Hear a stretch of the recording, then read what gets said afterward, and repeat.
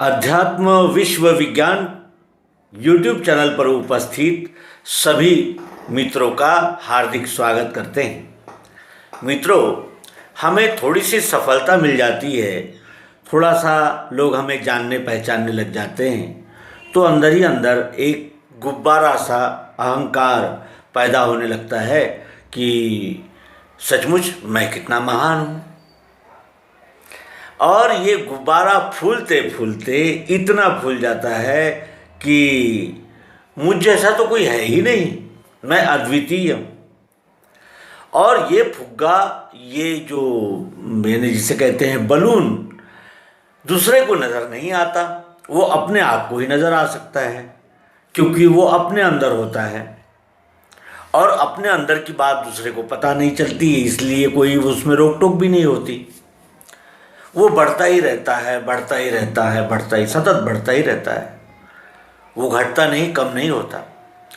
और उसको कम करने के लिए हमें उन सितारों के जीवन चरित्र की ओर देखना होता है जिनके आशीर्वाद, जिनकी कृपा, जिनके त्याग, तपस्या, प्रयास से आज हम इस विषय को इतना जान पाए हैं। और जानने के लिए तो पुस्तकें हैं, लेकिन इतना आत्मसात कर पाए हैं।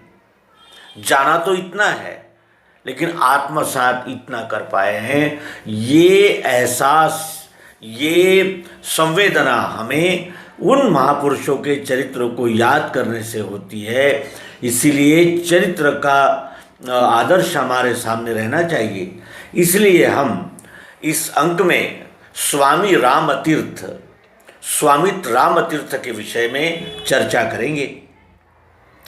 स्वामी रामतीर्थ अत्यंत मेधावी थे और अत्यंत कम उम्र में ही उन्होंने एमए इन मैथ्स, गणित में एमए किया और यानी संपूर्ण राज्य में प्रथम क्रमांक पर आया। उनका नाम तीरथ राम था और वो तीरथ राम बचपन से ही आध्यात्मिक विचारों में यानी रममान होने वाला, एक अध्ययनशील ऐसा, और एक जिसे कहते हैं कि अत्युच्च बौद्धिक क्षमताओं को लेकर आया हुआ, उसका नाम था तीरथ राम। और ये तीरथ राम प्रोफेसर बने और उसके अनंतर उनका विवाह भी हुआ, प्रोफेसर भी बने। और उसके बाद अपनी पत्नी को छोड़कर वो हिमालय में गए, वहाँ उन्होंने अभ्यास किया, योगाभ्यास किया। और श्री राम तीर्थ इन्होंने इस सनातन वैदिक अध्यात्म का संपूर्ण यानी जापान में प्रचार किया और जिसे कहते हैं कि प्रखरतापूर्वक इस सिद्धांत का महत्व, आवश्यकता इस संपूर्ण जगत में तक पहुंचाई। और लोग विवश हुए कि सनातन अध्यात्म है क्या, आत्मानुभूति क्या है, आत्मा क्या है, आत्मस्वरूप क्या है। इस विषय में मैंने विश्व का ध्यान एकत्रित करने में जो अत्यंत सक्षम ऐसे विभूतियाँ हुई, उनमें स्वामी रामतीर्थ, स्वामी विवेकानंद, ये सब सितारे आए जिन्होंने इस धर्म की पताका को विश्व पटल पर फहराने का प्रयास किया, नव चेतना, नव जागरण निर्माण किया और अध्यात्म को मठों, मंदिरों, संप्रदायों से निकालकर मानवी यानी मानवी जिसे कहते हैं कि ग्रुप तक पहुंचाया, विश्वविद्यालयों तक इस विद्या को पहुंचाया और इस विद्या को फिर जानने समझने की ललक समाज में निर्माण की। आइए स्वामी रामतीर्थ के जीवन के विषय में एक दो घटनाओं का उल्लेख करें। एक समय उन्हें 11 देशों ने एक पदवी देने का प्रयास किया था, वो LDM। तो वो पदवी देने के लिए जब उनसे यहाँ आकर संपर्क किया गया तो स्वामी जी ने कहा कि पहले ही मैं अपने साथ 2 कलंक लेकर चल रहा हूँ और फिर आप ये 11 कलंक यानी 11 देश मुझे जो पदवी दे रहे हैं, तो वो जो पुरस्कार देने वाले समिति का जो अध्यक्ष था वो चकरा गया। उसने कहा कि महाराज कौन से दो कलंक? तो उन्होंने कहा कि मेरे नाम के आगे प्रोफेसर लगता है, प्रोफेसर तीरथ राम, और अंत में LLM लग जाता है। ये उपाधियां ही मनुष्य को अपनी मूल स्रोत की ओर लौटने नहीं देती और भौतिकवाद में और जिसे कहते हैं कि दुनियादारी में आकृष्ट करती है, एक प्रकार का अहंकार प्रदान करती है।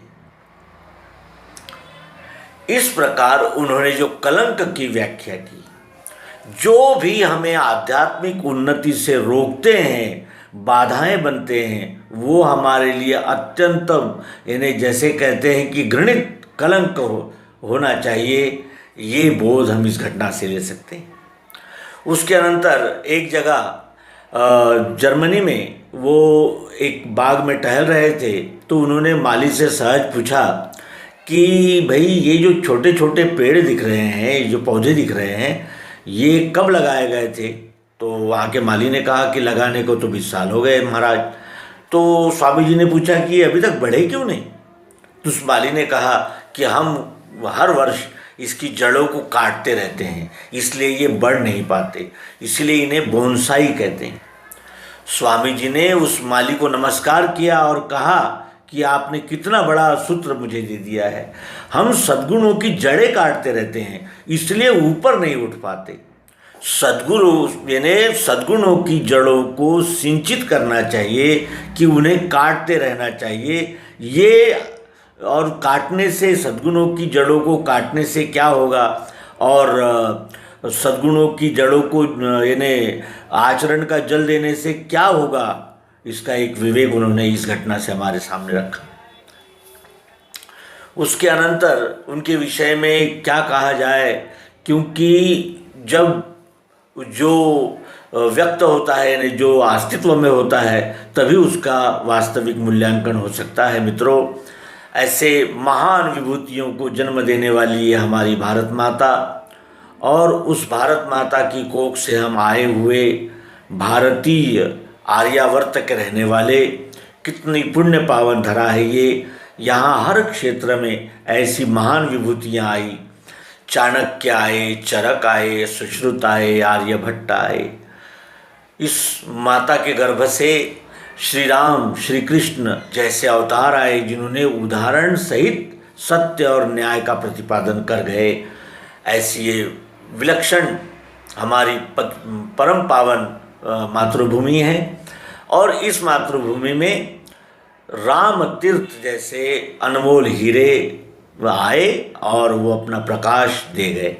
इनके देहांत के विषय में कहा जाता है कि टिहरी में एक दिन ये स्नान कर रहे थे और स्वयं ही पानी में क्रीड़ा करते हुए और मुस्कुराते हुए बहते हुए चले गए और प्राणोत्क्रमण किया, और वो भी 35-36 वर्ष की उम्र में।